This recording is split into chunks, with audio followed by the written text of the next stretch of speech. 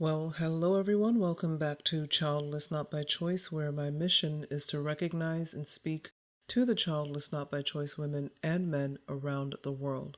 Civilla Morgan here. I am spreading the great news that we can live a joyful, relevant, and fulfilled life, although we did not have the children we so wanted. I would also like to thank everyone who recognizes that we are not all living the same type of life. Welcome to episode 110. Episode 110. Well, this is going to be a little bit different type of episode. It is actually a tribute episode. I want to pay tribute to my mom, who was also my best friend in the whole wide world, the person I trusted most on this planet. Unfortunately, she left this world on May 6th. And many people would say, well, she lived a long life. I'm not going to put her age out into the atmosphere, but she did live a long life. But you never get used to death, do you? So I miss her terribly and decided that I wanted to use this episode as a way to pay tribute to her before I continue on with the rest of the episodes for this podcast, Childless Not by Choice. And so I hope you'll stick around and tune in and listen. And for those of you who are grieving and suffering with loss, because I know some of you have mentioned that in the Facebook page, my heart goes out to you. I totally get it now. I didn't get it before. I still exercised empathy, of course. Empathy is not a problem for me, thankfully. But until you're in it yourself, you don't really get it. And so now I totally get it. And again, I am sorry for your loss, whether it's a parent or a spouse or a sibling. So I hope you'll tune in. And of course, if you have any questions or comments or any input or anything, of course, feel free to reach out to me at civillamorgan.com. Inbox me on social media or leave me a message on the website. If you go to childlessnotbychoice.net and look to your left, there is an old-time looking telephone there. And right below the telephone is a link. And you can click on that link and leave a message of up to 90 seconds. So whatever works for you, do that. And again, thanks for tuning in to episode 110. So here's the thing. I got my first real job when I was 14 years old. It was a summer job, helping build the set for a play that would be performed that summer by members of the community where I lived, including my school's swim class teacher. The play was called Guys and Dolls. I could not begin to tell you much about that play, that job, or the summer, but I will always remember the tune to the title song of the play, Guys and Dolls. I have found myself humming it from time to time over the years. But I also remember one incident.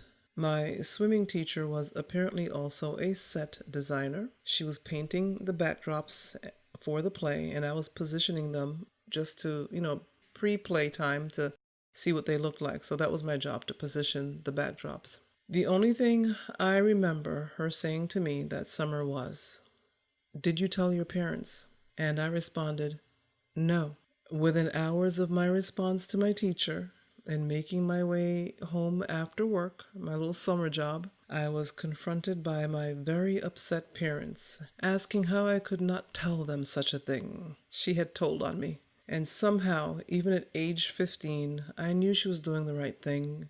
She was doing what I should have done, and probably also covering the school from any backlash as well. In America, we live in a very litigious society, unfortunately. So, I don't blame her for making sure that my parents were aware of what was going on. I really don't recall being mad at her for doing it. I should have done it, but I was afraid. Like, they would never find out, right? Anyway, what did I not tell my parents? Well, this is what happened. Sometime near the end of the school year, I had stayed after school for intramurals. Intramurals, for those of you who don't know, are after-school games. They're after-school sports. And so if you don't play a particular sport during gym class, during school hours, if you're not on a particular team, then after school you can play whatever the sports are for that particular day. It's usually a couple of 2 or 3 different sports being played indoor and outdoor. And so you can join a team or play with your friends or whatever. So that's intramurals. I was trying to be cool, jumping into the deep end of the pool, knowing full well I could not swim. I nearly drowned. Someone had run and called the teacher that was covering intramurals that day, and all I remember was feeling two really strong hands grab me from behind and pull me out of the pool. And then I remember coughing embarrassingly as I sat on the pool deck. He was just in time, too, because I had begun to run out of energy from flailing all over the place, and I had started to drift to the bottom of the pool. As a deeply shy and introverted 15-year-old, I wonder even now if I had properly thanked those two teachers, the teacher that was running intramurals that day and my swim class teacher. I hope I did. That was the second time in my life I almost died. There was one previous incident when I was 9, and there would be one more when I was in my early 20s. I'm wondering why I'm thinking about that long ago swimming pool event in particular. I'm not sure. Maybe because at that point in my life I believed my parents would be around forever. Maybe that's it. But of course, that is not the case for anyone. We all die, don't we? All of these years later, the last time I saw my sweet mom, my best friend in the whole wide world, was the evening of Sunday, May 5th, as I got her ready for bed. By the morning of May 6th, she had exited this world, leaving behind chronic pain and chronic illness. And I miss her terribly. It's like I miss her more and more every day. What breaks my heart the most is I did not get to say goodbye. I didn't have a chance to say goodbye. And of course, my heart aches for my dad, as June 5th, a month to the day after she died, that was their 54th wedding anniversary. And they loved each other so.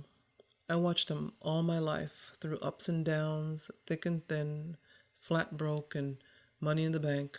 They stuck it out. We don't see many couples sticking it out and through the thick and thin these days. We hear a lot of, I don't love him or her anymore, or we've fallen out of love, or we just can't see eye to eye anymore. How exactly does one fall out of love? And could it be that couples don't see eye to eye because no one wants to give in once in a while? Or maybe the same person is always giving in and the other person just doesn't get that it can't always be their way? Well, I'm not a shrink, so I will leave those thoughts and questions right there. I sometimes thought I did not deserve my mom. She was quiet, reserved. Her favorite color was beige. Mine is red. Totally different personalities, you can tell just by the favorite color scheme. She taught us how to clean up after ourselves as young women, and my brother as a young man. She taught us how to live clean, how to cook, and how to maintain a clean home. And as nice and kind as she was, she did not mince words with us when we got out of line. But she also taught us how to be kind to others, how to let things go sometimes, and as she would say, put the best construction on things. Something I usually found difficult to do. Putting the best construction on things is a Caribbean way of saying give people the benefit of the doubt. Give a person the benefit of the doubt. And anyway, I sometimes believed, and I wonder now if I was the most difficult of her 5 children because of that very difficulty of not always wanting to put the best construction on things. I knew it was the best thing to do. Sometimes I just did not want to do it. As an adult, I often wished I had listened to her more. But she was a patient mom with me as a child and as I became an adult. Being the mother of 5 children, she did not know the intricacies, the emotional pain of being childless not by choice. She asked me questions, and she defended me when I told her about the latest silly commentary or actions of those who did not understand the life of a childless not by choice person. She was my biggest defender. And no matter how old we got to be, we called her mommy, and we called my dad daddy. I guess again it's a Caribbean thing. I will never trust another human being as much as I trusted my mom. And you may say that it's just the rawness of such a recent loss talking, but no. She was my best friend. She was my best defender. She was my best everything. My mom, she learned how to text on her Android phone and her iPad very late in life, like after age 70. But she learned them well. She enjoyed texting the entire family. She enjoyed researching celebrities' ages on her iPad. Yes, I said that right. She liked to go on the iPad and look up people's ages. Somehow she just did not consider herself a smart person, though. And whenever she would start up with the "I'm not smart" bit, I would remind her that she was one of the smartest people I knew. She could tell you anything about any event going on around the world.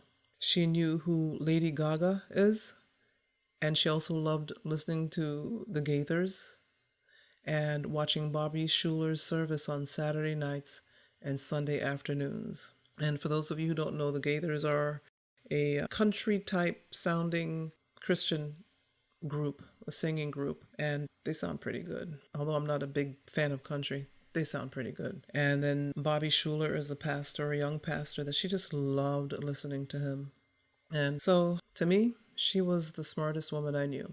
As I mentioned before, my mom raised 5 kids. And so, yes, there are 5 of us. And just a side note, I'm the oldest of the 5. And so she raised 5 kids without serious incident, working her fingers to the bone to provide for us. I remember sometimes she would come home and tell me what somebody did to her on the job. Not that she expected me to do anything, it was just, conversation. And she would tell me how someone had mistreated her on a particular job. And I remember just feeling so helpless when she would tell me about the latest incident. But she always said she wanted to keep a righteous heart. And several times she would tell me how she had run into 1 or 2 of the people who had done her wrong so many years ago. And when she would have recently run into them, they were not in a good place. Usually physically, just, physical issues. But she never spoke ill of them and their plight. Like I said, she wanted her heart to be in the right place, she said. And all I know is that it will take the rest of my life to become half the person she was. I battled the medical community to pay attention to her needs the last few years of her life. Unfortunately, they did not seem to care about the role of the caregiver, and I felt they did not care about the plight of the elderly. Many of them ignored anything I had to say because, although I knew my mom much better than they did, they could not hear above the din of their 7 to 10 years of education. One time, when she was in rehab after a hospital stay, against my wishes, they gave her 2 similar diabetes medications. I ended up not sleeping that entire night as I did not trust the staff to stay awake and prevent her blood sugar from going to 0. They proceeded to feed her junk food. I won't name the junk food because then I'm not being paid to place ads for these companies, so just trust me, junk food. They fed her junk food all night to keep her blood sugar up.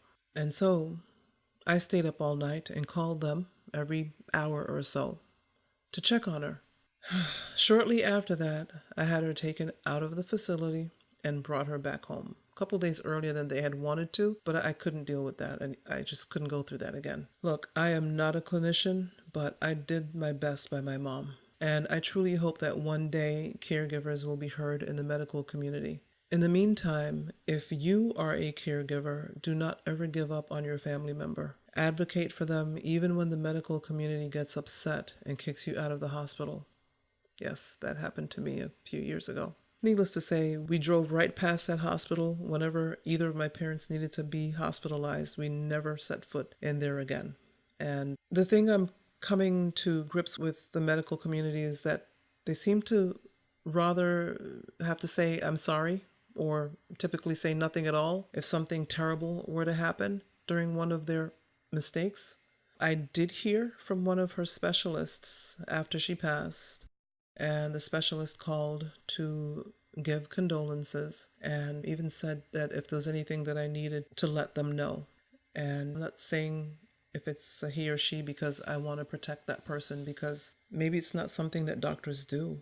But it just really touched my heart that this person took the time to make the phone call, because this person also took the time to come in on days that they probably were supposed to be at a different office because I had to work and my day off didn't coincide with the day that they were in the office. So that's what a physician should be doing, going above and beyond to care for a patient. And I know there are a lot of physicians out there like that, but unfortunately, I've had to deal with people who just apparently stopped caring.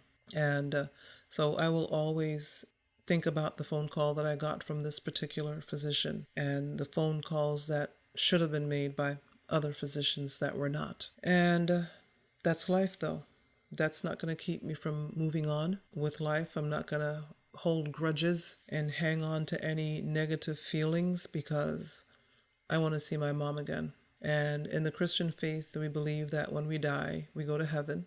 But I speak of these things to just give an example of the fact that there are millions of caregivers out there who are dealing with caring for a family member and also having to deal with the way they're treated and their family member is treated by the medical community sometimes. There's the good and the bad. Bottom line is, the life of a caregiver is not easy.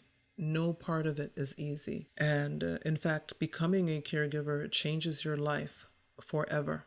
And most times, there is no warning that you are becoming a caregiver. It literally just kind of happens. Initially, you are taking your loved one to doctor's appointments, and then you find yourself handling prescription issues at the pharmacy, and then you find yourself advocating for your loved one, and then you start assisting and then administering medications.